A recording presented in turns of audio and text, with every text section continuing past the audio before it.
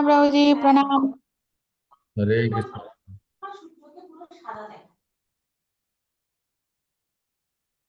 ओम नमो भगवते वासुदेवाय। ओम नमो भगवते वासुदेवाय। ओम नमो भगवते वासुदेवाय। ओम ज्ञानतिमिरान्धस्य ज्ञानाञ्जनशलाकया चक्षुरुन्मिलितं येन तस्मै श्रीगुरवे नमः। श्रीचैतन्यमनोभीष्टं स्थापितं येन भूतले स्वयं रूपकदा मह्यं ददाति स्वपदान्तिकम्। वन्देऽहं श्रीगुरोः श्रीयुतः पदकमलं श्रीगुरून् वैष्णवांश्च। श्रीरूपं साग्रजातं सहगणा रघुनाथानितं तं सजीवं साद्वैतं सावधूतं परिजनसहितं कृष्ण चैतन्य देवं श्रीराधा कृष्णपादां सहगण ललिता श्री विशाखान्वितां स नमो विष्णुपदाय कृष्णपृष्ठाय भूतले श्रीमते भक्तिवेदांत स्वामिनिति नामिने।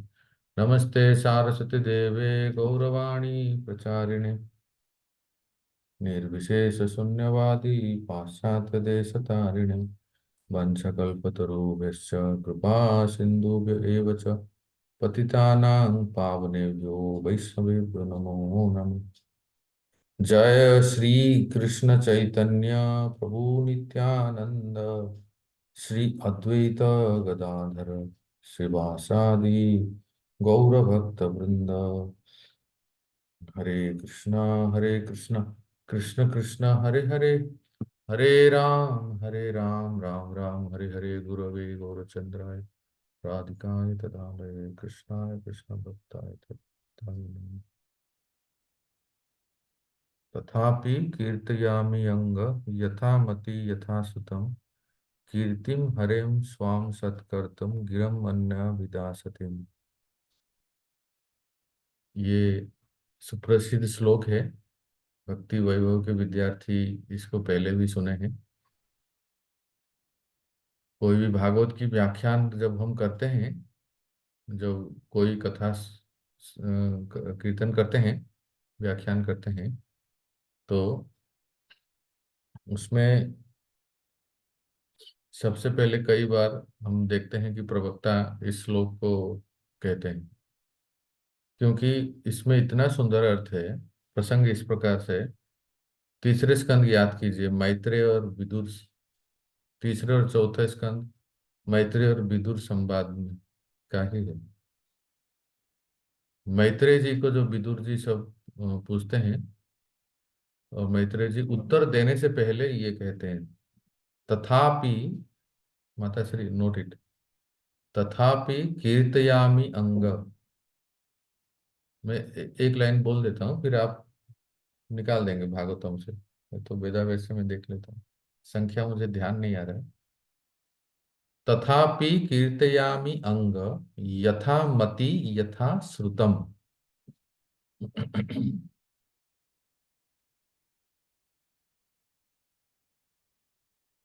ठीक है। तथापि कीर्तयामि अंग यथा मति यथा श्रुतम। अर्थ, हे अंग, हे विदुर, आपने जो भी पूछा है उसको मैं कीर्तन करूंगा, या उसका व्याख्यान करूंगा, या उसका उत्तर दूंगा। अंग किसको कहते हैं? जो बहुत प्रिय है, जिसको जो प्रिय है उसके लिए संस्कृत में कहते हैं हे अंग। आप में से किसी को भी मैं कहूंगा हे अंग, अर्थात आप मुझे बहुत प्रिय हैं। तो मैत्रेय जी इस प्रकार से विदुर को कहते हैं हे अंग, अर्थात हे मेरे प्रिय विदुर, आपने जो भी पूछा है उसका मैं उत्तर दूंगा। पर कैसे दूंगा, ये बहुत महत्वपूर्ण बात है। देखिए, तो आपने क्या लिखा, तथापि कीर्तयामि अंग यथा मति यथा, जितना मैंने सुना है अपने गुरु मुख से, गुरुजनों के मुख से, उसमें भी जितना मैं समझा,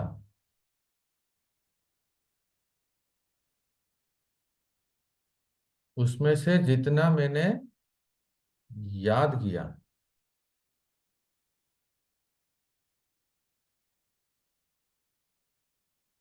है ना?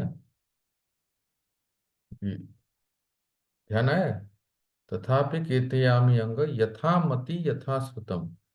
मैंने जितना श्रुतम, मैंने जितना सुना, श्रवण किया, उसमें से जितना समझा, और उसमें से जितना मुझे स्मरण है ना? यथा मति यथा श्रुतम, तथापि कीर्तयामि अंग यथा मति यथा श्रुतम, कीर्तिम हरेम स्वाम सत्कर्तुम। कीर्तिम हरे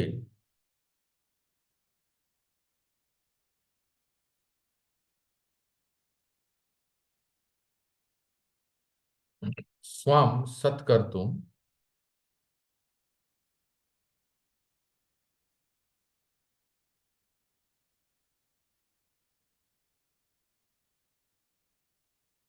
कीर्तिम हरेम स्वाम सत्कर्तुम, गिरम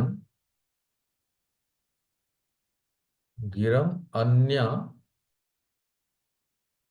भिदा भी भिदा, गिरम अन्य भिदा असतिम।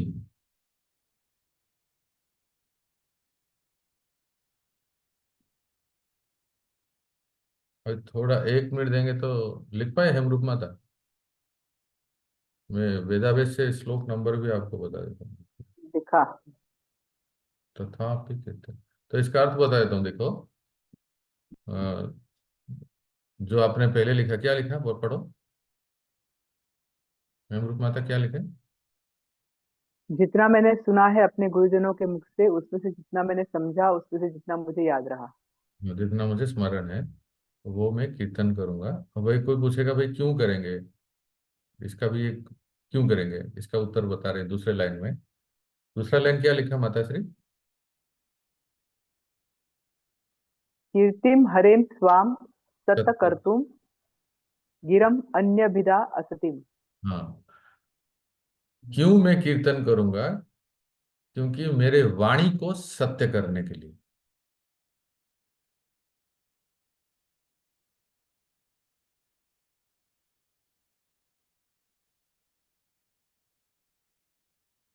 अन्यथा कृष्ण कीर्तन के बिना मेरी वाणी असती है।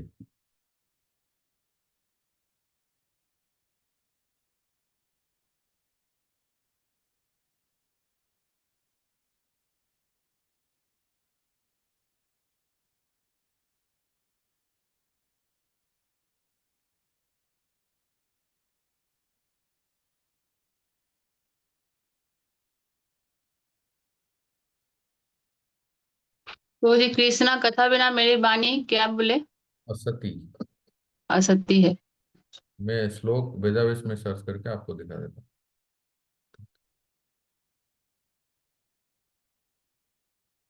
कीर्तन कीर्तन कीर्तन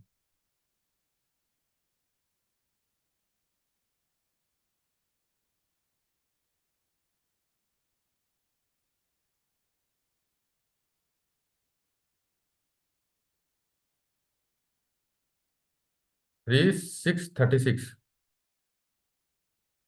तथापि कीर्तयामि अंग यथा मति यथा श्रुतम, कीर्तिम हरे स्वाम सत्कर्तुम गिरम मन्याभिदासतिम।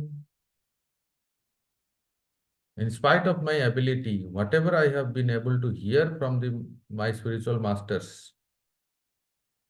राधा माता मास्टर्स बहुवचन में, अपने आध्यात्मिक गुरु और साथ में जितने भी हमारे शिक्षा गुरु इत्यादि, whatever I could assimilate and understood and remembered, I am now describing in the glorification of the Lord by pure speech. For otherwise, my power of speaking would remain unchaste. आप लोग इस श्लोक को याद करने का प्रयास करें, और कभी ऐसे कथा कर रहे हैं आप तो सबसे पहले इस श्लोक को बोलेंगे, अपने गुरु महाराज को स्मरण करें, आपके आध्यात्मिक गुरु शिक्षा गुरु। तो एक एक एक अद्भुत शक्ति एक वाणी में आती है, जिससे आप बहुत अच्छा व्याख्यान कर सकते हो, है ना। अर्थात इसमें जितना मैंने सुना है, जो समझा है, उसमें से जितना मुझे स्मरण है, मैं नहीं कहता कि मेरे गुरु ने जितना कहा है जिटिज मैं बोल दूंगा, ये संभव नहीं। पर जितना मैंने सुना है और समझा है और याद है, उसको मैं किस लिए कहूंगा, मेरी वाणी को सत्य करने के लिए। इसका अर्थ है कि कृष्ण कीर्तन के बिना वाणी असती है। इसलिए आप सबसे मैं विनती करता हूँ, कम से कम एक या दो, किसी 10-50 जितना भी संभव है, सबको कुछ ना कुछ आप बैठा के या ऑनलाइन में या ऑन साइट में आपको कृष्ण कथा करना चाहिए। ठीक है, ठीक प्रभु अच्छे। जी, श्लोक संख्या कौन सी बताई आपने? हाँ माँ, श्लोक संख्या कौन सी बताई? 3636। ठीक है। और आपके आसपास, आपके हाथ के दायरे में फर्स्ट कैंटो भागवतम है क्या? कौन लाएगा? लाओ, फर्स्ट कैंटो भागवतम, पहला स्कंद। तो उसमें से भी कुछ आपको मैं बहुत अच्छा बताऊंगा। लाए नरोत्तम हाँ प्रभु? प्रभु जी लेके आए। हाँ प्रभु जी। 1621 निकालिए।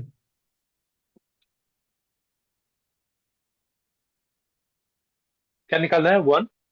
1621, 1621।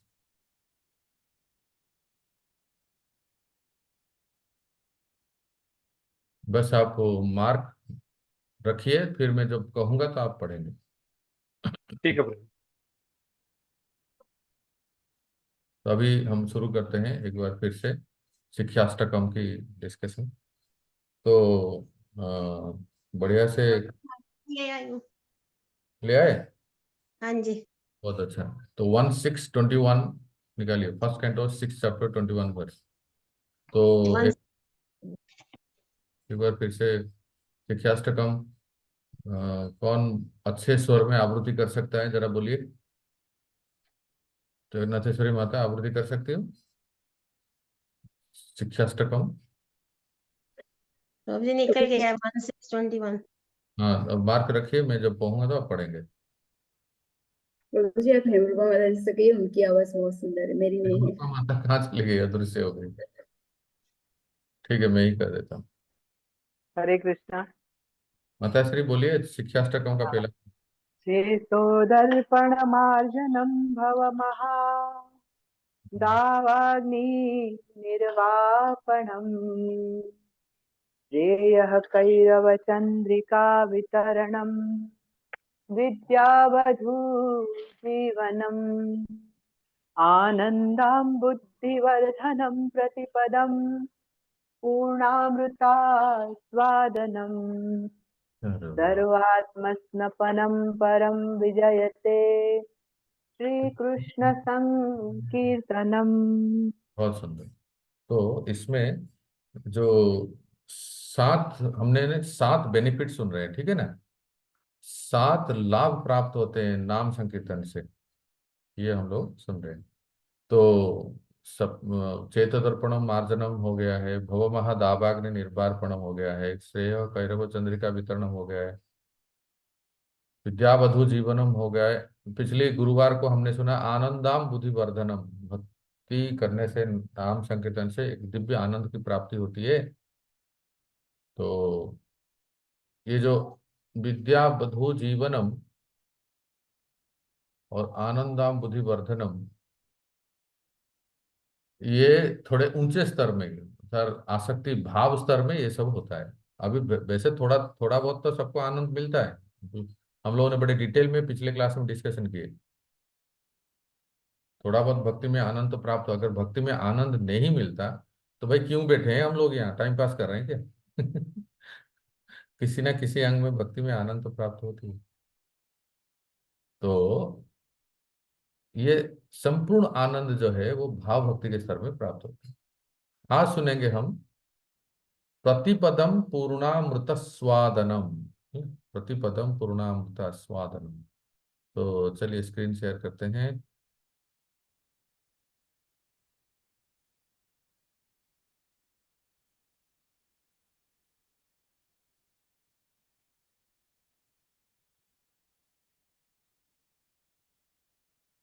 सर्वात्मा सपनम।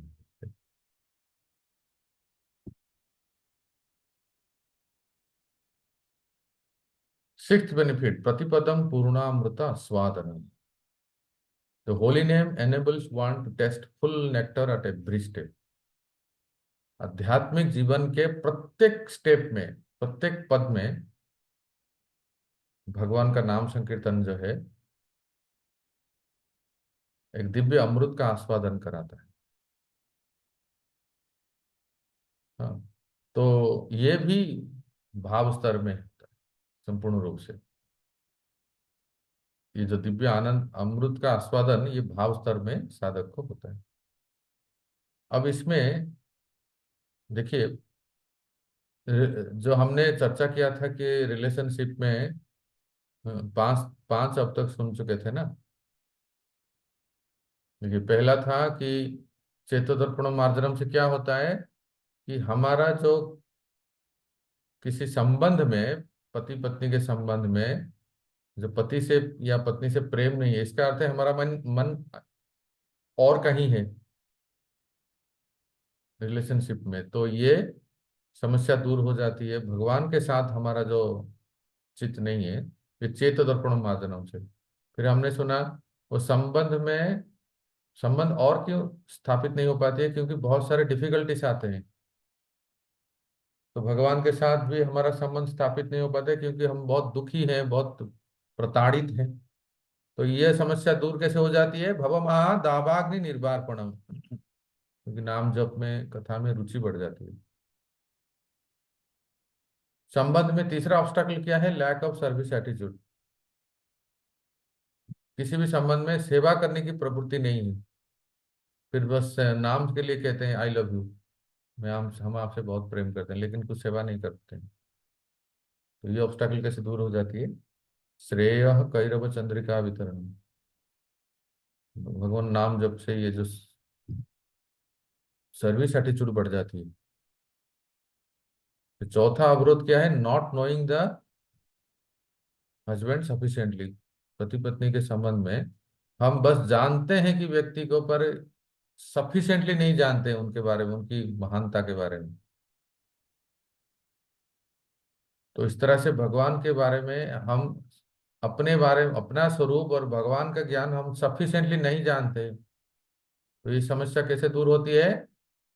विद्या बधु जीवनम। विद्या रूपक बधु का जीवन है। अर्थात विद्या बधु का अर्थ है हम यहाँ अपने स्वरूप को जान लेते हैं। हम अपने स्वरूप को जान लेते हैं नाम संकीर्तन से धीरे धीरे। फिफ्थ ऑब्स्टेकल क्या है? कि not experiencing the juice of that relation. उस संबंध में हम वो एक रस का आस्वादन नहीं कर पाते हैं।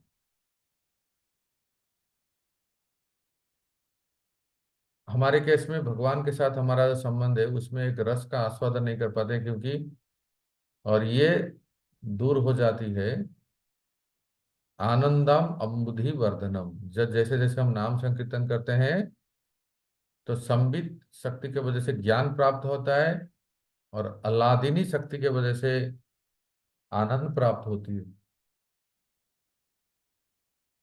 उस आन जैसे जैसे वो आनंद प्राप्त होती है तो फिर हम उस संबंध में और प्रगाढ़ता आती है। तो आज हम सुनेंगे प्रतिपदम पूर्णामृत स्वादनम। इसमें एक संबंध में दरार आती है, अनप्रेडिक्टेबिलिटी। अनप्रेडिक्टेबिलिटी, इसको आप में से कोई सरल हिंदी में कह सकते हैं क्या? वर्षणा माता जी।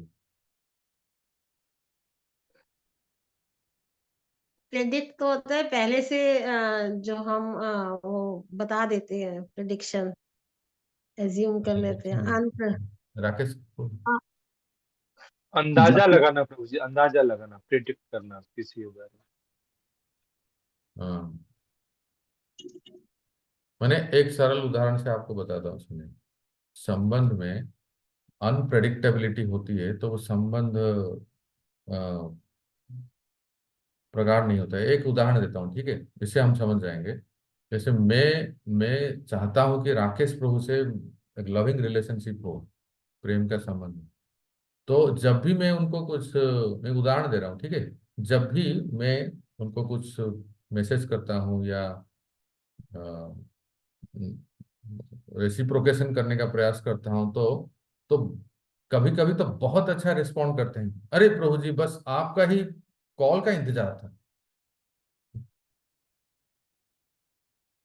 तो ये किसी भी संबंध में देखिए, पति पत्नी में, दो मित्र में, माता पुत्र में, बच्चों में, किसी भी संबंध में ऐसा कहते हैं जैसे मानो बस आंखें बाहर आ गई आपकी प्रतीक्षा में। इतना प्रतीक्षा किया कि आंखें बाहर आ गई बस। मतलब हम वो, मतलब वो व्यक्ति हमसे कितना प्रेम करते हैं। और कभी कभी ऐसा व्यवहार करते हैं कि सामने रहने पर भी इतने उदासीन, टोटल इंडिफरेंट है ना। जैसे जैसे मैं कहता हूं, आप लोग कभी अपने संबंधों में अनुभव किए होंगे, है ना, कि कॉल का रिस्पॉन्स नहीं, मैसेज का रिस्पॉन्स नहीं, कभी इतना प्रेम जताते हैं कि बस जीना तो क्या जीना तेरे बिना।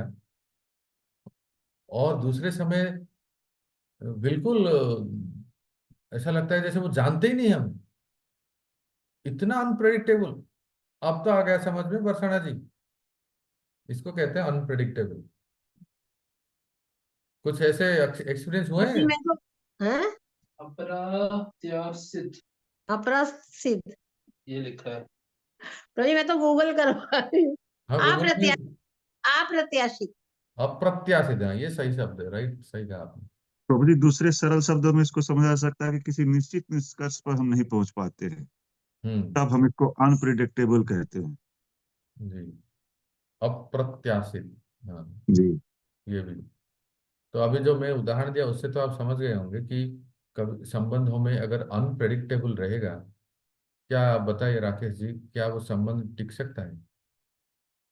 नहीं प्रभु जी, जब तक हम किसी निश्चित निष्कर्ष पे नहीं पहुंचेंगे तब तक संबंध प्रगाढ़ कैसे होंगे। हम्म, बिल्कुल। निमृत माता, आर यू हियर? संबंध में अनप्रेडिक्टेबल, अनप्रेडिक्टेबल जब होता है तो वो संबंध में क्या कहते हैं, कंटिन्यूटी नहीं रहती है ना।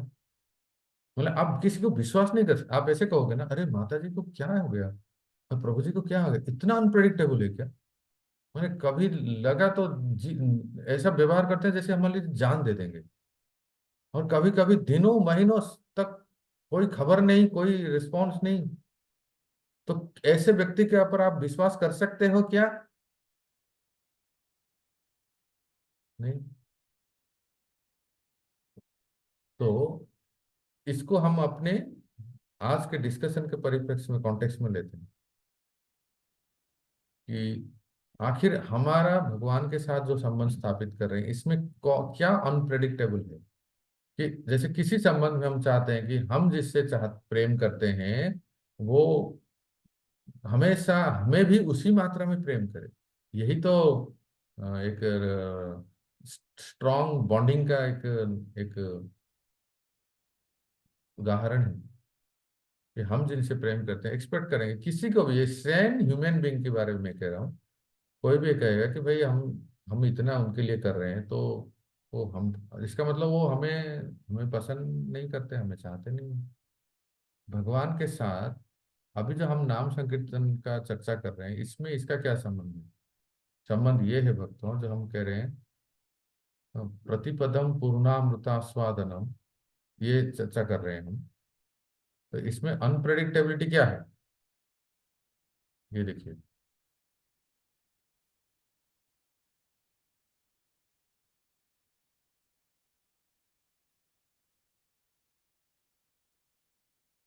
अनप्रेडिक्टेबल ये है कि कभी कभी माने भगवत दर्शन कंटिन्यूस नहीं।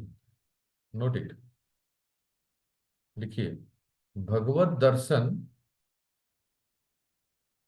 अनवरत नहीं होता है। कभी दर्शन होता है थोड़ा, और कभी दर्शन नहीं होता है। जैसे वो गाते हैं ना, क्यों अभी हमने जी भर के देखा नहीं है, तो हमने जी भर के देखा ही नहीं है और दर्शन ओझल हो गए, अदृश्य हो गए। ये भक्तों, नेक्स्ट स्लाइड में देखिए, ये है भाव भक्ति का लक्षण। ये देखो, भक्ति रसामो सिंधु, भाव भक्ति में इस प्रकार से अनप्रेडिक्टेबल, कभी दर्शन होता है और कभी कभी नहीं होता है। क्या है भाव भक्ति का लक्षण? उत्पन्न रतया सम्यक नैर्विघ्न्यम अनुपागतः कृष्ण साक्षात्कृतो योग्यः साधका परिकीर्तितः। परिकीर्तितः, साधका परिकीर्तितः। दोज आर कॉल्ड प्रैक्टिशनर्स, उनको साधक कहते हैं, भाव भक्ति के साधक कहते हैं। क्या? उत्पन्न रतय, who have developed Rati for Krishna, जिन्होंने भगवान कृष्ण के प्रति रति उत्पन्न की है। रति का अर्थ है भाव। आप लोग सब इसको ध्यान में रखिए, जहां भी रति शब्द आता है वो भाव के लिए है। Who have developed Rati for Krishna and are qualified to see Krishna directly. Krishna साक्षात कृतो योग्य। मैंने कहा था ना पहले भी, भाव स्तर पे श्री कृष्ण का साक्षात दर्शन होता है साधक। बट सम्यक नैर्विघ्न्यम अनुपागत, but who have not completely extinguished the अनर्थस।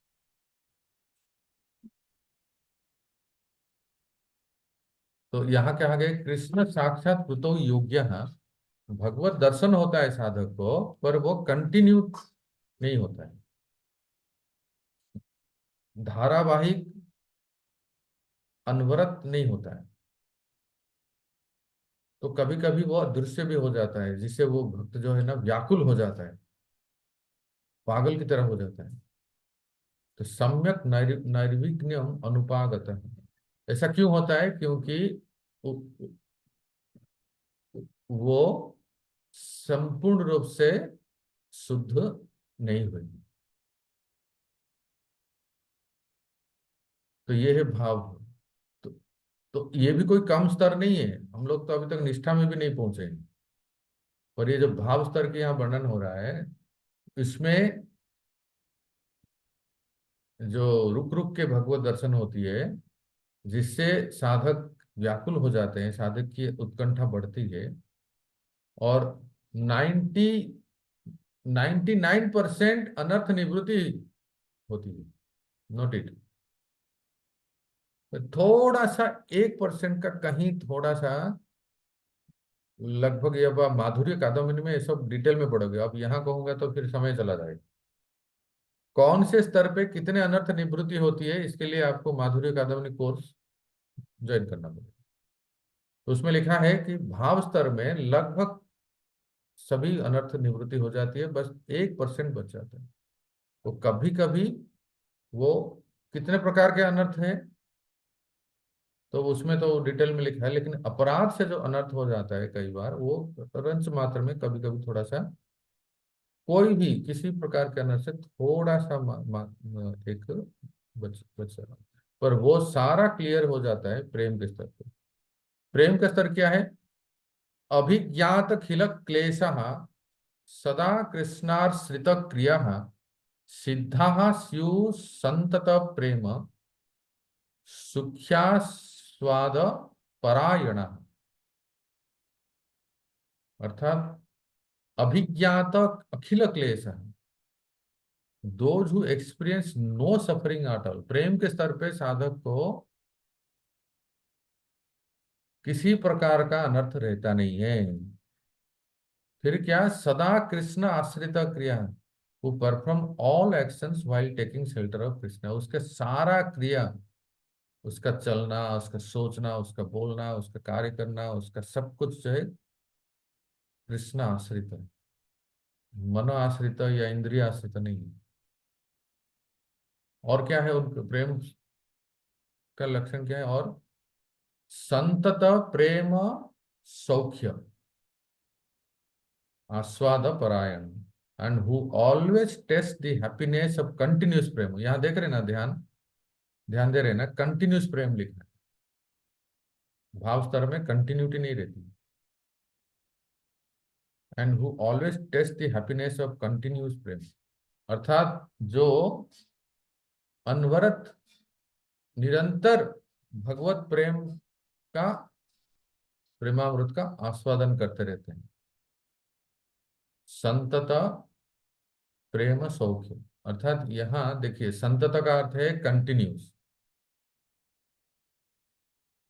प्रेम सौख्य का अर्थ है अनप्रेडिक्टेबल नहीं, प्रेडिक्टेबल, जहां कोई अ, व्यवधान नहीं है। आस्वाद परायण, इसको are known as the perfect devotees, इसको सिद्धा शिव, सिद्ध सिद्ध कहते हैं। ये सबसे ऊंचा स्तर है प्रेम स्तर। तो हमारे शिक्षाष्टकम के श्लोक के अगर कंपेयर करें तो संतता का अर्थ है प्रतिपदम, प्रेम सौख्य का समानार्थ हमारे शिक्षाष्टकम श्लोक में क्या है? पूर्णामृत। और इस श्लोक के आस्वाद परायण का अपने श्लोक में होगा आस्वादनम। तो संतत प्रतिपदम प्रेम सौख्य पूर्णामृत, जहां कोई रोक नहीं है, कोई ब्रेक नहीं है। आस्वाद परायण, आस्वादनम, है ना। तो प्रेम के स्तर पे ये जो अनप्रेडिक्टेबिलिटी है, ये ये दूर हो जाती है, बिल्कुल कंटिन्यू होती है। तो इस संदर्भ में एक उदाहरण जो हम प्राप्त करते हैं, इतना तक समझ में आया ना। तो मैंने कहा था ना निकालिए 1:6, क्या कहा था? 1:6:21 प्रभु जी। हाँ 1:6:21, सबने निकाले? जी प्रभु जी। तो प्रसंग इस प्रकार से है भक्तों, आप में से कई लोग भक्ति वैभव किए हैं, भागवत पढ़े हैं, और राकेश जी आप आगे जाके करेंगे, आप लोग भागवत पढ़ेंगे। तो प्रसंग है कि देवर्षि नारद का पूर्व जन्म, ठीक है। एक दासी पुत्र थे और उनकी माता जी चल बसी, और फिर वो भक्ति वेदांत संतों के उच्छिष्ट उन उनकी सेवा, उनकी कथा सुन के उनके मन में भी, उनका संग करके उनके मन में भी भक्ति जागृत हुआ। और भक्ति का हमारे जैसे, हम जैसे साधना में रत हैं, श्रद्धा साधु संग भजन क्रिया अनर्थ निवृत्ति इत्यादि सब जैसे हो रही है, तो उनका भी वो स्तर हुआ बिल्कुल। कभी किसी अ, किसी फोरम में 2-4 घंटे का एक बहुत अच्छा ब्रेक देके ये देवर्षि नारद मुनि के पिछले जन्म का दासी पुत्र का जो जर्नी है ना, वो हमारे लाइफ से बिल्कुल रिलेट करता है। कभी हम डिस्कशन कर सकते हैं, हो सकता है कभी अगर आपके स्थान में विजिट करें, आप लोग ऐसा कुछ रखें, तो ये बहुत अच्छा प्रसंग है। क्योंकि देखो वो प्रेम, वो भाव, भाई ये तो ठीक है, आज हमने सुना और पढ़ा, पर हम जिस लेवल में है, हमारे लेवल में कोई है तो बताइए ना।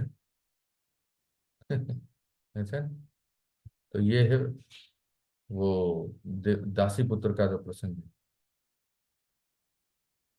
मतलब जो कहते हैं ना यात्रा, जर्नी विद इन हमारे जीवन की यात्रा है दासी पुत्र का जैसे। तो वो फिर घर छोड़ के चले जाते हैं, और माइंस, और फिर पहाड़ जंगल ऐसा ऐसे बहुत सब पार करके फिर हिमालय की चोटी में जाके वन में तपस्या करते हैं। और ऐसे तपस्या करने के बाद फिर एक दिन क्या होता है, क्या होता है, याद आ रहा है ना प्रश्न? कि उनको हृदय में साक्षात भगवान का दर्शन होता है। दासीपुत्र को भगवान का दर्शन होता है। पर जैसे ही दर्शन होता है वो उल्लासित हो जाते हैं, वो आनंदित हो जाते हैं। हम जैसे आज पढ़ रहे हैं ना, भाव स्तर में क्या होता है कि साधक को भगवत दर्शन होता है। नहीं, ये नहीं कह रहा हूं फोटो में या मूर्ति में, ऐसा नहीं, डायरेक्ट श्याम सुंदर का दर्शन होता है। ऐसे दासी पुत्र को भी ऐसे ही हुआ। परंतु क्या हुआ कि तुरंत ओझल हो गए। जैसे ही ओझल हो गए, अदृश्य हो गए, ये विह्वल हो गए, कातर हो गए। मैं जिस स्वरूप का हृदय में दर्शन कर रहा था, आनंदित था, वो कहाँ गए, कहाँ गए? तब आकाशवाणी होती है ना? आकाशवाणी क्या होती है कि हे वत्स, तुम और इस जीवन में मुझे दर्शन नहीं कर पाओ। ठीक है, याद आ रहा है ना? और तुम्हें मुझे प्राप्त करने के लिए इस शरीर को छोड़ना, और तुम्हारी उत्कंठा बढ़ाने के लिए ही मैंने इसे किया। आखिर क्यों दर्शन नहीं कर पाएंगे? इसका उत्तर है 1621, निकालिए सब। हंतास्मिन् जन्मनि भवान माम द्रष्टुम इहार अभी अभिपक्व, ये शब्द है अभिपक्व कषायानाम, ये उसका उत्तर है। अभिपक्व कषायानाम दुर्दर्शो अहम कुयोगिना, ये उसका उत्तर है क्यों भगवत दर्शन नहीं होता है। आखिर हम लोग भी तो प्रयास कर रहे हैं कि भगवत दर्शन होगा। बाकी सब दर्शन हो जाता है, आईपीएल दर्शन हो जाता है, वर्ल्ड कप दर्शन हो जाता है, बच्चों के दर्शन होता है, माता पिता सब सब नियर एंड डियर के दर्शन होता है, भगवत दर्शन नहीं होता। ट्रांसलेशन नरोत्तम प्रभु। हरे कृष्ण। भगवान ने कहा, हे नारद, मुझे खेद है कि तुम इस जीवन काल में अब मुझे नहीं देख सकोगे। जिनकी सेवा अपूर्ण है और जो समस्त भौतिक कल्मश से पूर्ण रूप से मुक्त नहीं है, वे मुश्किल से ही मुझे देख पाते हैं। हाँ, तो क्या हम सब पूर्ण हैं? क्या हम सब कर्मों से मुक्त हैं? राकेश को नहीं प्रभु जी। तो इसकी थोड़ा सा सुनना चाहिए, है ना? तो परपोर्ट में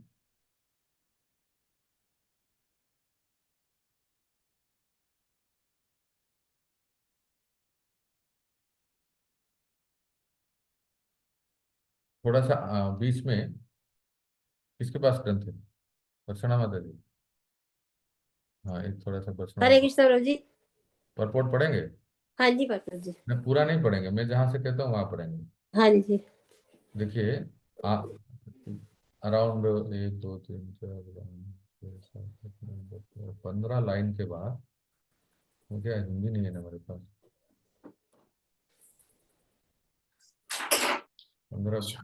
15 लाइन के बाद लिखा है, one must be completely free from all material attachment and be situated on the plane of transcendence।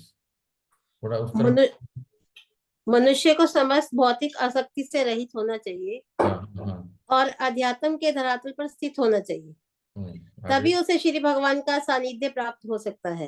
हम्म, अतएव सर्वोत्तम विधि ये है कि मनुष्य वहां जाकर रहे जहाँ श्री भगवान के दिव्य रूप की पूजा की जाती है। तो अभी ये बता रहे हैं कि प्रभुपाद बता रहे हैं, भगवान तो नारद मुनि को बता दिए, वो प्रभुपाद प्रैक्टिकल हमें बता रहे हैं कि हम कैसे क्या करें ताकि हम भी जैसे यहाँ बताते हैं, one must be completely free from all material attachment, सारे भौतिक आसक्ति से दूर हो जाएं और दिव्य स्तर पे पहुंचे। इसके लिए एक्शन प्लान क्या है? Yes, continue. अतएव सर्वोत्तम विधि ये है कि मनुष्य वहां जाकर रहे जहाँ श्री भगवान के दिव्य रूप की पूजा की जाती है। श्री भगवान का मंदिर एक दिव्य स्थान होता है, जबकि वन भौतिक दृष्टि से उत्तम निवास स्थान है। नए भक्त को भी श्री भगवान की खोज करने हेतु जंगल जाने हेतु नहीं, अपितु श्री भगवान के विग्रह की पूजा अर्चना करने का सुझाव दिया जाता है। श्री भगवान की ये अर्चना जो से ही पूजा अर्चना जो बता रहे हैं, इसका अर्थ प्रभुपाद हमें क्या कह रहे हैं? सब घर में विग्रह सेवा करें, और जो मंदिर में रहते हैं वो मंदिर में विग्रहों का हम नित्य सेवा करें, जिससे हमारा भगवान के प्रति धीरे धीरे आसक्ति बढ़ेगी। आगे। श्री भगवान की अर्चना से ही भक्ति का शुभारंभ होता है, और यह वन में जाने की अपेक्षा उत्तम है। श्री नारद मुनि को अपने वर्तमान का जीवन में वन जाने की आवश्यकता नहीं है, क्योंकि वे समस्त भौतिक लालसाओं से मुक्त हैं और वे अपनी उपस्थिति से ही प्रत्येक स्थान को वैकुंठ में बदल सकते हैं। वे मनुष्य, देवों, किन्नरों, गंधर्वों, ऋषियों, मुनियों तथा अन्य व्यक्तियों को श्री भगवान का भक्त बनाने हेतु एक लोक से दूसरे लोक में विचरण करते रहते हैं। उन्होंने अपने कार्यकलापों से ही प्रहलाद महाराज, ध्रुव महाराज जैसे अनेक भक्तों को श्री भगवान की दिव्य सेवा में लगाया है। अतः श्री भगवान का शुद्ध भक्त श्री नारद मुनि तथा प्रहलाद जैसे महान भक्तों के पद चिन्हों पर चलता है और कीर्तन की प्रक्रिया द्वारा श्री भगवान की महिमा का गुणगान करने में अपना पूरा समय लगाता है। ऐसी प्रचार विधि समस्त भौतिक गुणों से परे है। हरे कृष्ण जी।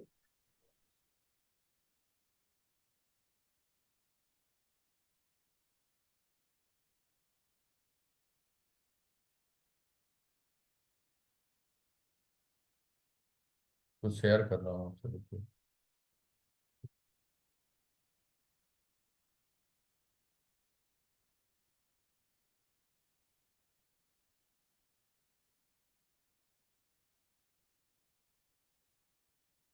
ठीक है, सबको स्क्रीन पे दिख रहा है ना?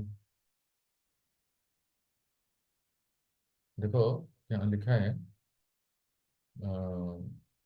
तो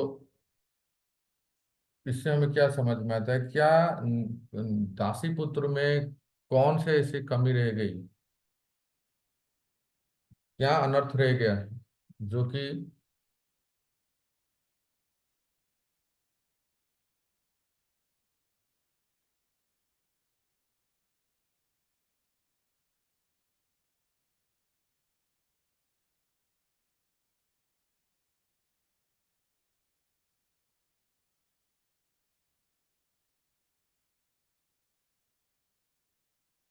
ठीक है, दासी पुत्र में ऐसा कौन सा अनर्थ रह गया या कौन सी कमी रह गई कि वो भगवत दर्शन नहीं कर पाए? क्या लिखा है, इसका उत्तर क्या है?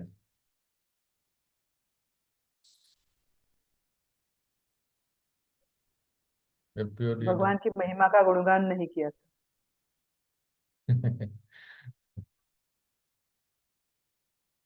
अच्छा, थोड़ा सा देखिए, टीका में दिखाता हूँ। देखिए, विश्वनाथ चक्रवर्ती बात कहते हैं, this is what did say, oh हंत, this is an address made out of affection. In this birth having the body of a practitioner you cannot see me. इस जन्म में तुम इस साधक शरीर में मुझे और देख नहीं पाओगे। क्यों? आई एम इनविजिबल, दूरदर्शन में बहुत ही मुश्किल से दर्शन देता हूँ। तो those faulty practitioners of yoga, कुयोगी नाम, कुयोगी नाम को विश्वनाथ चक्रवर्ती पाद बताते हैं, to those faulty practitioners of yoga, जो योग में अपूर्ण है। क्या अपूर्णता हो गई योग में कि भगवत दर्शन नहीं हो पाएगा? नहीं हो पाएगा। whose contamination such as lust have been not been burned out। देख रहे हैं ना? whose contamination such as lust have not been burned out। जिनके अंदर जो भोग वासना है, जब तक वो जला के राख नहीं होता है, जल के राख नहीं होता है, तो वो भगवत दर्शन नहीं हो पाता। और जीव गोस्वामी कहते हैं कि some persons purify themselves but remain with sattva guna and those who are attached to live. The intention here is to say, but I showed myself to you, therefore you are not a। हाँ, तो भगवान ये कह रहे हैं कि मैंने आपको जो दर्शन दिया, अगर आप में कुछ कमी होती तो मैं दर्शन नहीं देता, आप दर्शन नहीं कर पाते। पर मैंने आपको जो दर्शन दिया, इसका अर्थ यह है कि आप फॉल्टी प्रैक्टिशनर नहीं हो, आप में कोई कमी नहीं है, आप आप संपूर्ण निर्दोष हो। तो अगर निर्दोष होते तो भगवान ने फिर दर्शन को ओझल क्यों कर दिया, फिर वो दर्शन को उन्होंने तिरोहित क्यों कर दिया, क्यों कर दिया माता श्री? प्रभु जी, नेक्स्ट श्लोक में उसका उत्तर है, सुनिए। सकृद्य दर्शितम रूपम एतत् कामायते नघ मत काम शनके साधु सर्वान मुंचति हृच्छयान। कौन पढ़ेगा अनुवाद? किसके पास है? अमृत माता के पास है। ये प्रभु जी। हे निष्पाप पुरुष, तुमने मुझे केवल एक बार देखा है और यह मेरे प्रति तुम्हारी इच्छा को उत्कट बनाने के लिए है, क्योंकि तुम जितना ही अधिक मेरे लिए लालायित होगे उतना ही तुम समस्त भौतिक इच्छाओं से मुक्त हो सकोगे। तो आप देख रहे हैं ना कितना सुंदर यहाँ बताते हैं। प्रभुपाद जी तात्पर्य में लिखते हैं, देखिए,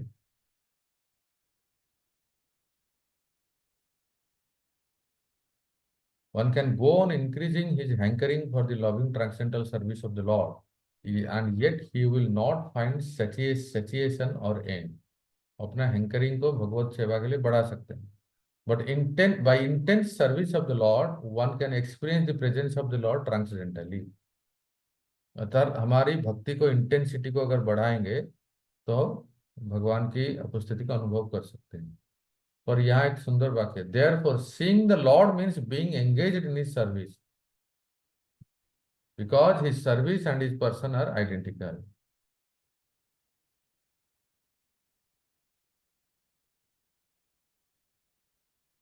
The sincere devotee should go on with sincere service of the Lord।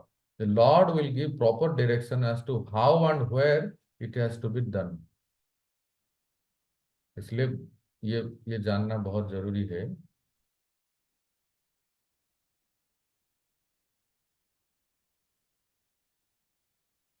Therefore seeing the Lord means being engaged in his service। भगवत दर्शन का अर्थ है भगवान की सेवा में तल्लीन होना, एंगेज होना। His service and his person are identical। The sincere devotee should go on with sincere service of the Lord। वो प्रामाणिकता से सेवा करते रहे। The Lord will give proper direction as how and where has to be done। किस प्रकार से सेवा करे, कौन सी कथा सुने, किस भक्त का संग करे, किस भक्त से दूरियां बनाए, या किस सत्संग में आए, किस प्रकार से भक्ति करे, ये सब भगवान अपने आप उसको बुद्धि देते हैं। इसलिए बहुत इंपॉर्टेंट है कि क्या सही में नारद मुनि में कोई कंटामिनेशन था? There was no material desire in Narada, and yet just to increase his intense desire for the Lord, he was so advised। तो आचार्यों के मत के अनुसार नारद मुनि में और कुछ कंटामिनेशन था ही नहीं। भगवान केवल उनके हैंकरिंग को, उनके उत्सुकता को बढ़ाने के लिए। प्रभुपाद जी पर आप देखिए, थोड़ा सा इसको देख लेते हैं और क्लियर हो जाएगा। Vishwanath Chakravarti Pad, but just show yourself once more to me. मान लो नारद मुनि कहें भगवान को, ठीक है श्री हरि, एक बार तो फिर से दर्शन दे दो। तो भगवान कह रहे हैं, seeing me only once not many times is enough to produce desire for me। मुझे एक बार जो तुमने दर्शन किया है ये पर्याप्त है कि मेरे लिए तुम अपने डिजायर्स को, कामना को और बढ़ाओ। By only slight increase in longing, prema will not develop to this state of youthfulness in a person having somewhat weak प्रेम। तो ये जो वीक प्रेम जो है ना, इसको आपको ध्यान देना। भगवान कह रहे हैं कि मुझे थोड़ा सा मेरे प्रति जो लालसा बढ़ाने से, वो प्रेम जो है ना एक बच्चे के समान है, एक कली के समान है। वो प्रेम को विकसित करना है, वो प्रेम को वृद्ध बढ़ाना है और उसको युवती बनाना है। तो तब जाके मेरा दर्शन कंटिन्यूस हो सकता है, क्योंकि वो कह रहे हैं कि in a person having somewhat weak प्रेम, केवल सामान्य प्रेम से ये संभव नहीं है। My rule is that I show myself one time only to a person practicing in his present body, in his sadhaka deha, who has developed प्रेम। इस साधक शरीर में जिसने प्रेम स्तर तक पहुंचे हैं, उनको मैं एक बार दर्शन देता हूं। इस साधक शरीर में, जिस शरीर में हम साधना कर रहे हैं, यहाँ प्रेम का अर्थ है भाव स्तर में एक बार भगवत दर्शन होता है। फिर द इन्फेंट स्टेट ऑफ प्रेम इन द साधकस body matures to a youthful state in the सिद्धदेव। तो साधक शरीर में जो प्रेम एक बालक के बच्चे के समान है, वही सिद्ध देह, जब वो अपने सिद्ध देह को वो जान लेता है और उस सिद्ध देह को प्राप्त कर लेता है, फिर वो प्रेम जो है वो वर्धित हो जाता है। और वो कैसे होता है? Arising from longing in separation. और फिर वो भगवत विरह जो उत्पन्न होती है, उससे वो प्रेम वर्धित होने लगता है। That youthful prema allows the devotee to see me constantly and serve me directly। और वो जो विरह से जो प्रेम उत्पन्न होता है, वो योग्य बनाता है मेरे भक्त को कि मुझे दर्शन करने के लिए और मुझे मेरी नित्य सेवा करने के लिए।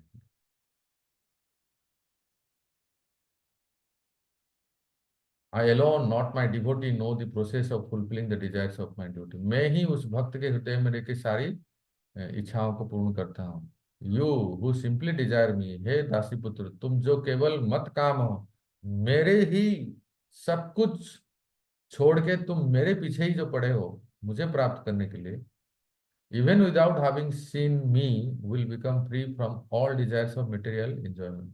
रिच शयान, तो जो जो तीव्र लालसा है तुम्हारी मेरी प्रति, वो वही जो है लालसा जिससे तुम में जो रहा सहा थोड़ा सा भी कुछ भी जो इच्छा है, जो कल्मश है, वो सब दूर हो जाएगा। पर यहाँ कुछ है नहीं वास्तव में। लिखा है this statement does not actually apply to Narad since he did not have any material desire being at the level of prem already.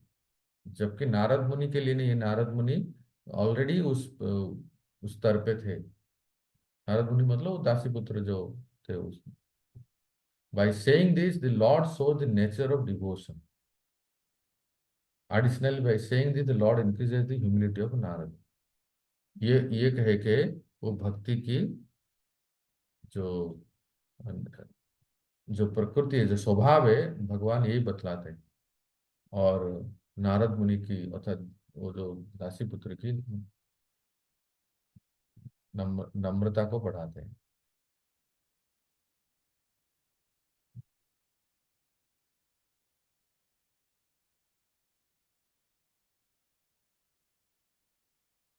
हरे कृष्णा। तो सुन रहे हैं ना आप? ये है उसका सुंदर व्याख्या। तो अभी देखिए आपको फिर से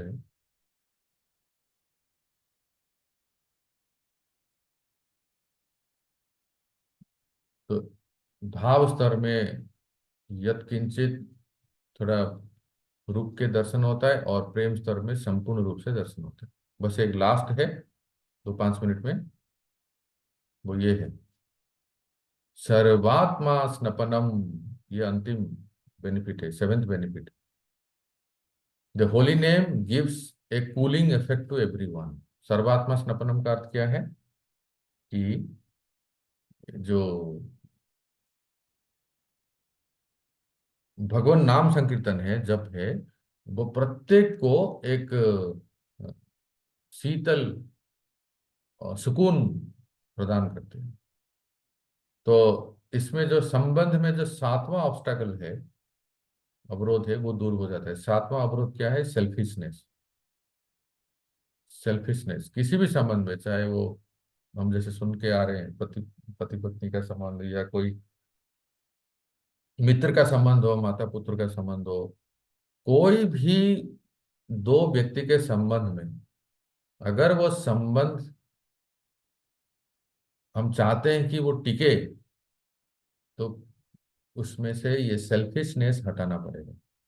जहां स्वार्थ है, जब वो व्यक्ति को पता चल जाएगा, पता चलता है, तो फिर वो व्यक्ति का विश्वास हट जाता है।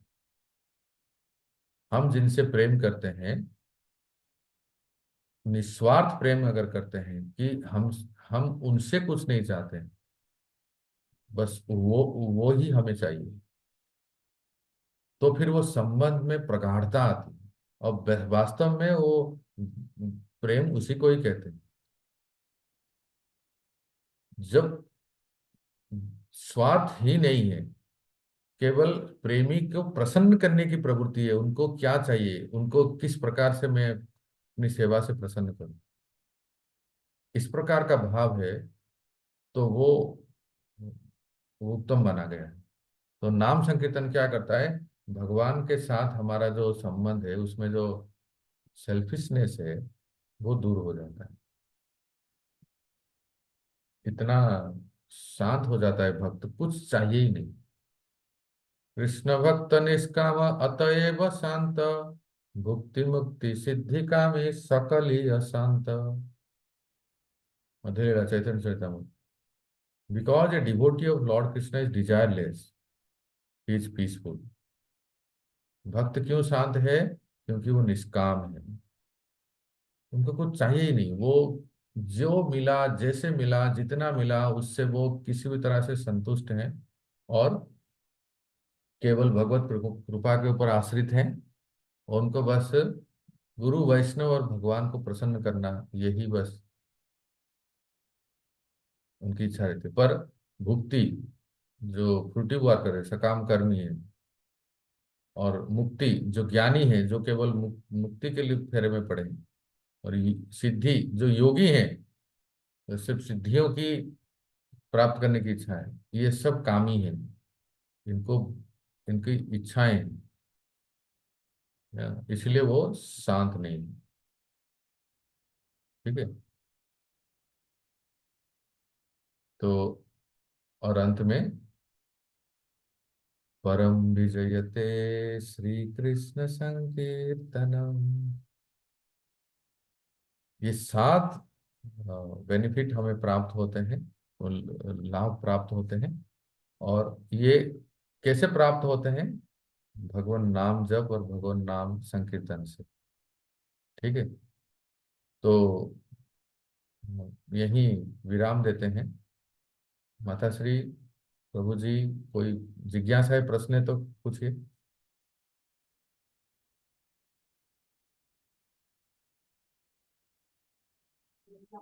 हरे कृष्णा प्रभु जी। हाँ, हरे कृष्णा। वो और एक बार वो बोलिए ना, वो जो स्वार्थ जो जहाँ पे आ जाते हैं उसको और थोड़ा सा बोलिए ना, उदाहरण देकर। उदाहरण। वो बहुत अच्छा लगा मुझे। वो स्वार्थ आ जाते हैं तो संपर्क नष्ट हो जाते हैं, ये वाला बहुत अच्छा लगा। वो उसको और बोलिए ना, और सुंदर से। ये भी सुंदर है लेकिन और ज्यादा बढ़ा चढ़ा के। अरे बाप रे। और ज्यादा बढ़ा चढ़ा के तो आपको बरसाना माता जी, हेमरूप माता बताएंगे। ये सब बहुत वरिष्ठ और मैच्योर और परिपक्व होते हैं। और एग्जाम्पल देकर, लीला बोलकर। अच्छा। अच्छा ठीक है, आप कह रहे हैं तो एक छोटी सी लीला बता देता हूँ। देखिए, कैसे स्वार्थ रहता है और स्वार्थ नहीं रहता है। तो ये बहुत प्रसिद्ध घटना है, आप सब सुने हैं, सुनिए, बहुत अच्छा लगेगा आपको।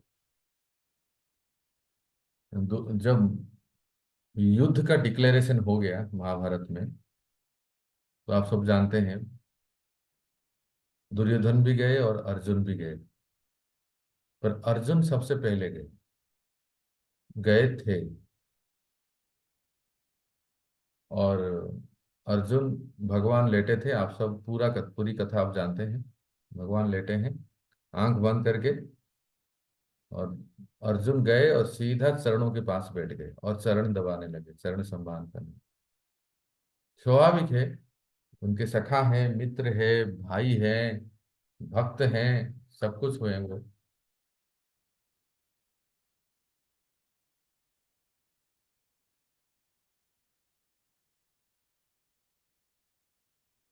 कुछ समय के बाद दुर्योधन आए, तो ये भी आप जानते हैं। तो दुर्योधन सिराने बैठ गए, आसन वहां लगा था।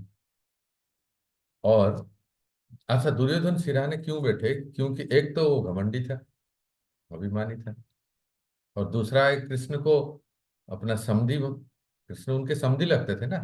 कृष्ण के पुत्र दुर्योधन की पुत्री, याद आ रहा है? विवाह हुआ था, तो समधी है, तो समधी का तो समाधि, हम बराबर के हैं। तो समधी तो भाई इक्वल आसन में बैठेंगे, तो वो बैठ गए। तो जब ठाकुर जी ने आंख खोले, सबसे पहली दृष्टि कहाँ जाएगी जनरली? कहाँ जाएगी? चरणों में ना। तो चरणों में बैठे थे सखा अर्जुन, और तुरंत उन्होंने कहा कि अरे अर्जुन, तुम कब आए? सुनिए, बहुत ध्यान से सुनिए, बहुत सुंदर प्रसंग है। तो अर्जुन ने कहा कि केशव, माधव, बस थोड़ी देर पहले आए। और अर्जुन बोलना शुरू भी नहीं किया अभी तक, तब तक पीछे से आवाज आ रही, दुर्योधन कह रहा है, कृष्ण मैं भी आया हूं। एकदम बुलंद आवाज है, हे कृष्ण मैं भी आया हूं। तो भगवान ऐसे सिर को नीचा, मतलब ऊपर उठा के देखे, अच्छा समधी जी आप भी आए हैं? ओहो, अच्छा अच्छा, बढ़िया। तो फिर बोलिए, क्या सेवा करें आपकी? आपको द्वारका में स्वागत है, आपकी क्या सेवा करूं आपकी? तो उसने कहा, प्रस्ताव में देखो, ऐसा है कि अब तो युद्ध तय हो गया, और हम आपसे, एक्चुअली मामा श्री ने भेजा था, शकुनी मामा ने, भाई इस गोपाल को, माखन चोर को अपनी ओर ले लो, पूरा तुम जीत जाओगे, है ना, और जो भी देता है वो सब ले लेना, ऐसा है। तो मामा श्री पढ़ा के छोड़े थे, लेकिन दुर्योधन तो घमंडी था। बोले देखिए, आप देखो केशव, देखो श्री कृष्ण, आप तो जानते ही हो युद्ध तो तय हो गया है, अब पांडव और हमारे बीच में, हम आपसे युद्ध में सहायता लेने के लिए आए हैं। तो भगवान ने अर्जुन को पूछा, अर्जुन तुम क्यों आए हो? तो अर्जुन क्या कहते हैं, युधिष्ठिर महाराज ने भेजा है, भैया ने भेजा है, भैया ने भेजा है आपसे सहायता के लिए। तो दोनों के सुन लिए। अब तो जानते ही है, भगवान ने फिर ये निरपेक्ष उत्तर दे दिए। देखो, इस सब जीवात्मा के, आप केवल दुर्योधन और अर्जुन के मत बारे में मत सोचिए। ये ये जो परिस्थिति है ना, ये हेमरूप माता के लिए, जगन्नाथेश्वरी माता के लिए, केशव दास के लिए, वर्षणा माता के लिए, राकेश के लिए, सबके सामने ऐसे चुनौती आएंगे, यू वांट मी और माइन, राइट?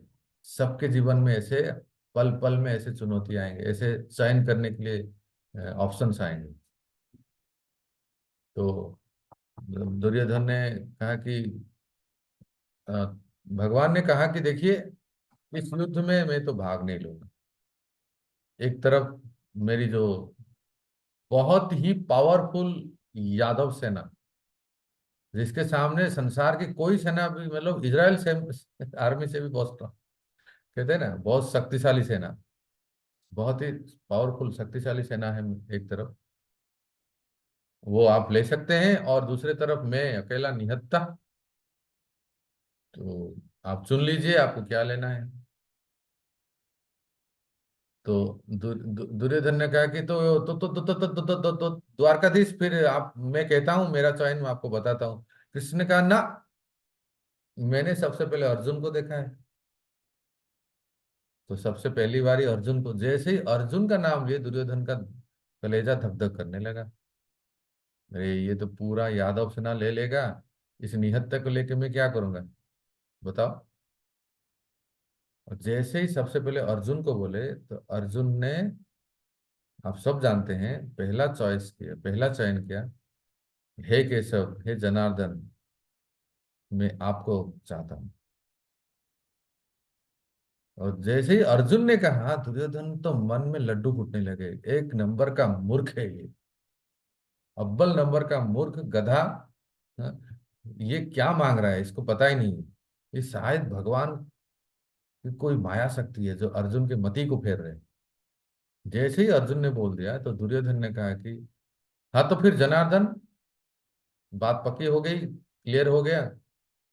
अब बचा जो यादव सेना आपकी, एक अक्षौणी यादव सेना जिसके पास जाएगा वो मालामाल हो जाएगा, युद्ध जीत जाएगा। तो आप यादव सेना को भेज दीजिए मेरे साथ। तो भगवान ने दिखाया भी, ऐसे लिखा है महाभारत में, दुर्योधन को दिखाया है, दोनों को दिखाया है। ये देख रहे हो ना, जहां तक आपकी दृष्टि जाती है, सारा जो शक्तिशाली यादव सेना, इसके लीडर हैं कृतवर्मा। ये आपके लिए, युद्ध के लिए आपको,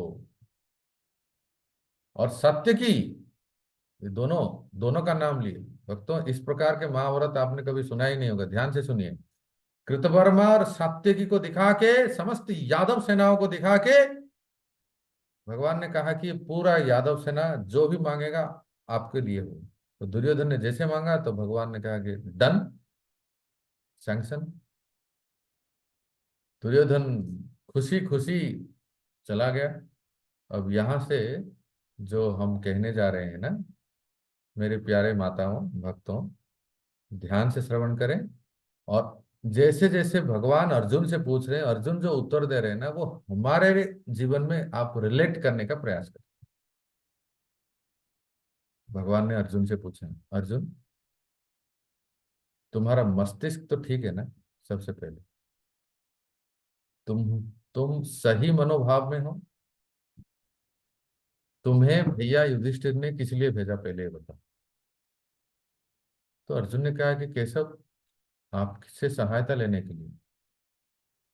तो मैं तो आपको ऑप्शन दिया ना कि इतनी बड़ी एक अक्षौणी यादव सेना, जिसके सामने पृथ्वी का, संसार का कोई सेना टिक नहीं सकता, और जिसके ऐसे महान सेनापति हैं, जिसका सात्यकी और कृतवर्मा है, आपने उसको चयन नहीं किया और आपने मुझे चयन किया। आप जानते हो आपने क्या चयन किया? मैं क्या करूंगा युद्ध में? मैंने तो प्रतिज्ञा लिया कि युद्ध में हथियार नहीं उठाऊंगा, शस्त्र नहीं उठाऊं, और आपने ऐसा क्यों किया? आप क्या चाहते हो कि मैं वहां जाके बांसुरी फूकूं? युद्ध क्षेत्र है वहां।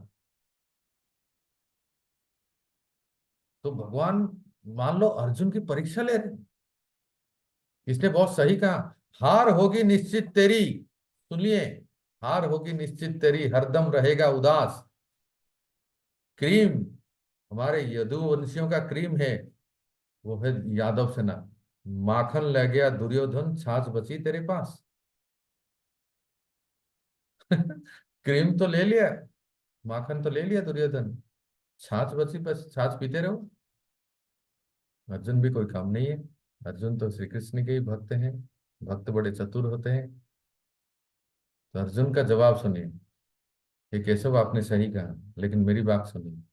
जीत होगी निश्चित मेरी, जीत होगी निश्चित मेरी, यह मेरा दृढ़ विश्वास, यह मेरा दृढ़ विश्वास। क्यों, आखिर कौन से, इतना कॉन्फिडेंटली क्यों बोल रहे हो?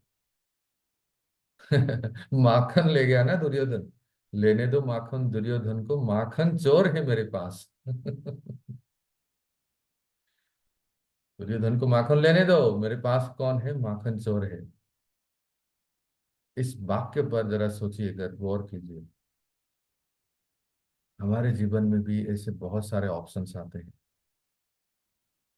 एक से बढ़कर एक।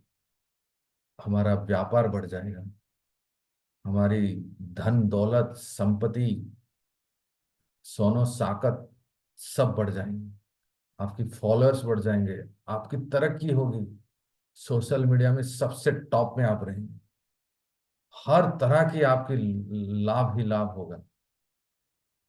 विदेश जाने का मौका मिलेगा, अच्छे से अच्छी सुविधाएं मिलेगी, गाड़ी घोड़ा बंगला, किसी चीज की कमी नहीं रहेगी, सब कुछ मिलेगा। पर भक्ति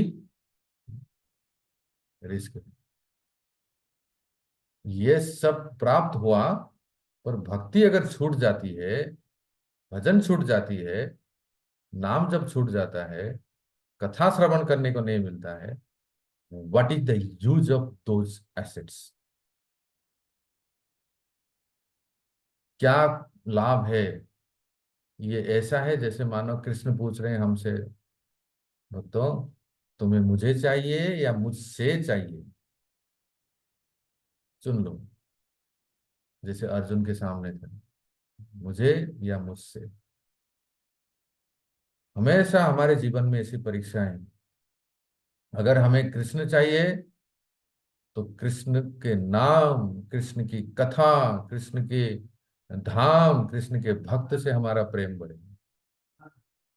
पर अगर हमें कृष्ण की शक्ति चाहिए, बहुत अच्छा बढ़िया शानो शौकत से विवाह शादी हो जाएगी, एकदम घर गृहस्थी दूधो नहाओ पूतो फलो, व्यापार नौकरी चाकरी बहुत बढ़िया बढ़ेगी, प्रमोशन हो जाएगी, तरक्की हो जाएगी,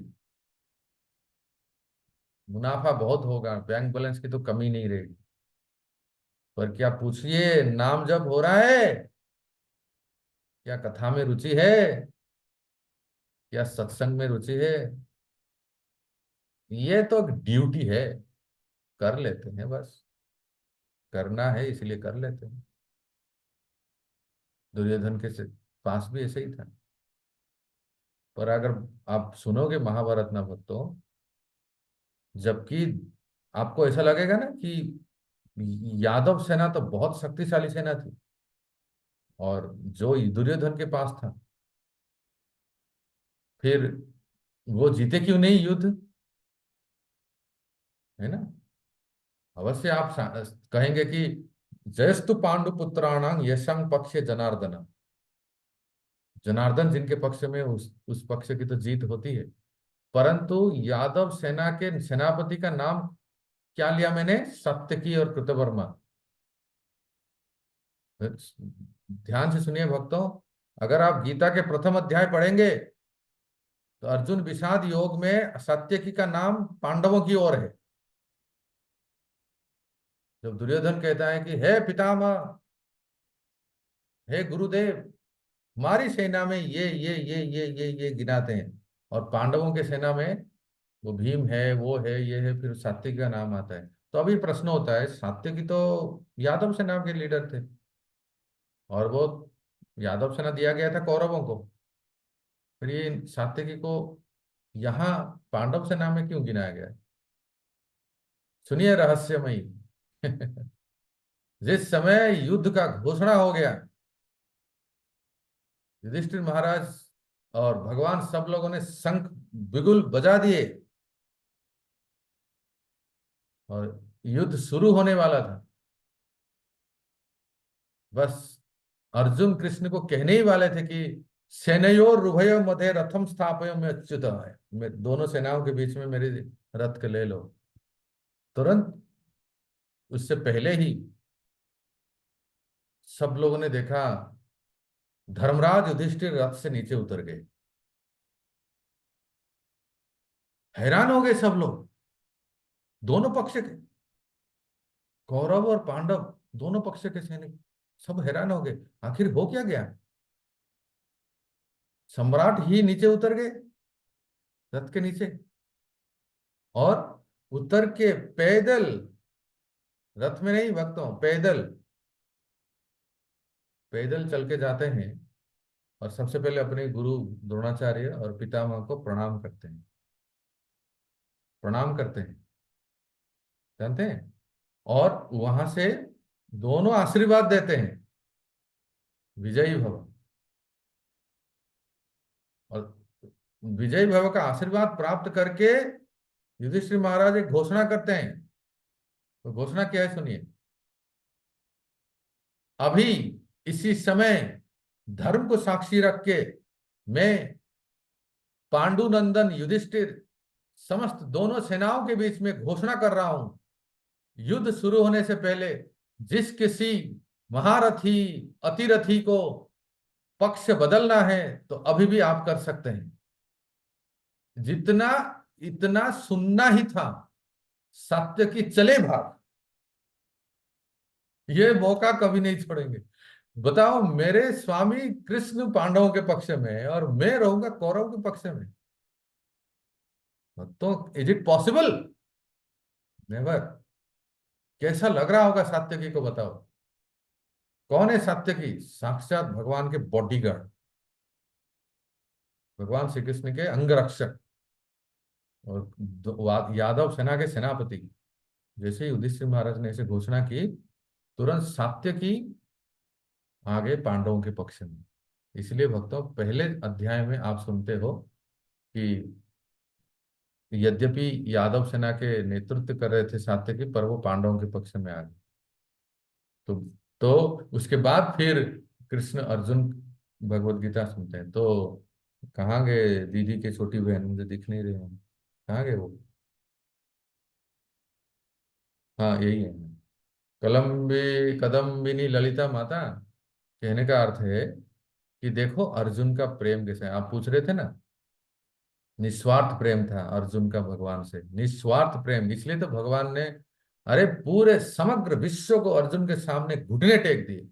एक अर्जुन को जिताने के लिए भगवान ने कितना कितना छल नहीं किया, कितना कितना पैंतरा नहीं बदला, कितने कितने प्रकार के चाल नहीं चले। क्यों? क्योंकि अर्जुन उनके इतने प्रिय भक्त, निस्वार्थ प्रेम। हरे कृष्णा। ठीक है, बसना माता जी, क्या प्रश्न है? Thank you Prabhu ji for the wonderful class. बहुत सुंदर। प्रभु जी, सबसे पहले तो मेरे दो प्रश्न है। अभी अभी कृतवर्मा फिर क्यों नहीं आए प्रभु जी? अच्छा, तो आप अच्छा ठीक है। कृतवर्मा। मूल मूल प्रश्न मेरा दूसरा है। ये तो अभी रिसेंटली साथ में ही हो गया। अच्छा अच्छा, ठीक है। देखो, आखिर किसी ना किसी को तो यादव सेना का लीडर नेतृत्व लेना है। तो इसलिए कृतवर्मा रुक गए कि सात्यकी तो बेचारा भाग गया उस पक्ष में, पर मैं कम से कम ये जो सेवा मिली है, इसलिए नेतृत्व लेता हूँ। और जैसे आप सुनते हो, भीष्म पितामह एक जिम्मेदारी के नाते कौरवों के पक्ष में युद्ध कर रहे थे, अन्यथा उनका हृदय किस तरफ था? पांडवों की तरफ। उस प्रकार से कृतवर्मा ऐसे थे। और यही कृतवर्मा, आप याद कीजिए, पूरे युद्ध 18 दिन के युद्ध होने के बाद पांडवों के पक्ष में 5 भाई और भगवान कृष्ण थे, कौरवों के पक्ष में 3 बचे थे। पहला स्कंद याद आ रहा है? अश्वत्थमा, कृतवर्मा, कृतवर्मा और बोलो, कृपाचार्य। कृपाचार्य। बहुत अच्छा, बहुत सुंदर। कृपाचार्य 3 बचे थे और तीनों ने मिलके वो प्लॉटिंग किया कि पांडवों के 5 पुत्रों को मार दिया, वध कर दिया अश्वत्थामा। तो कृतवर्मा इस तरफ थे। बाद में युद्ध होने के बाद फिर ये द्वारका चले गए, वो उनका काम पूरा हो गया। प्रभु जी, एक प्रश्न जो मूल ये था कि जैसे आप बता रहे थे, तो हमारी मटेरियल डिजायर्स तो भगवान जल्दी पूरी कर देते हैं और स्पिरिचुअल डिजायर्स को नहीं पूरा करते जल्दी से। उसको कैसे समझे? हम कहते हैं भगवान से कि हमारा हरि नाम अच्छे से हो, अच्छे से हो, प्रेयर करते हैं शुरू करने से पहले, फिर भी अच्छे से नहीं हो पाता। तो उसमें भगवान को हम रोज प्रेयर करते हैं, हरि नाम प्रभु को प्रेयर करते हैं, शरणागत होते हैं, और लेकिन फिर भी नहीं होता, तो उसको कैसे समझे? देखिए, इसी हरि नामामृत क्लास के शुरुआत में हमने ये चर्चा किया था कि जैसे जैसे हम भक्ति करते हैं, हम हमारे इच्छाएं जो प्रकट होती है ना, आपको मैं याद दिलाता हूँ, जो भी हमारी इच्छाएं होते हैं, एक तो श्रद्धा से, नहीं तो स्वभाव से होता है। स्वभाव क्या है, जगन्नाथेश्वरी माता अच्छी तरह से समझ जाएगी। एक श्रद्धा जो है वो है, स्वभाव जो है वो कंडीशनिंग है, बद्धावस्था है। 3 गुण से व्यक्ति का प्रकृति और स्वभाव बनता है, और उसको कहते हैं कंडीशनिंग। और श्रद्धा क्या है? क्या है जगन्नाथेश्वरी माता, याद करो।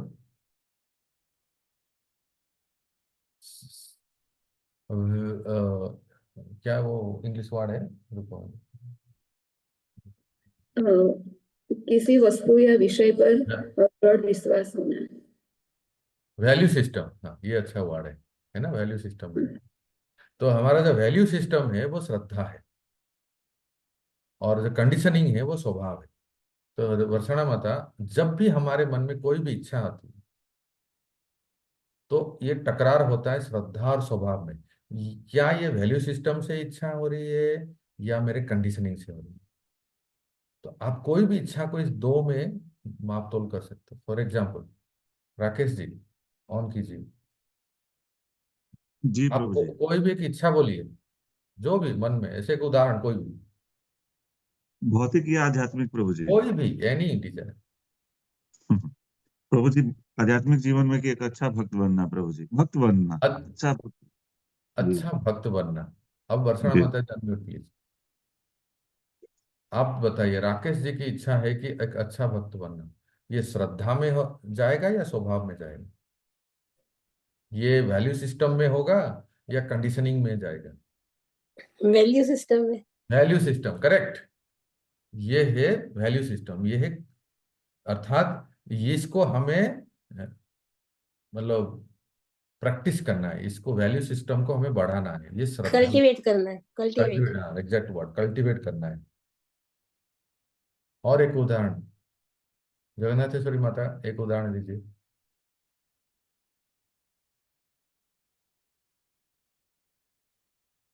मुझे, हाँ बोलिए। मुझे गुलाब जामुन बहुत पसंद मुझे है। गुलाब जामुन बहुत पसंद है, और मुझे गुलाब जामुन खाने की बहुत इच्छा है। तो वर्षणा माता अनम्यूट प्लीज, आप बताइए कि इज इट श्रद्धा और स्वभाव? स्वभाव है। स्वभाव है ना, क्योंकि कंडीशनिंग है। मैं गुलाब जामुन खाने की आदी हूँ, मुझे अच्छा लगता है, ये कंडीशनिंग है।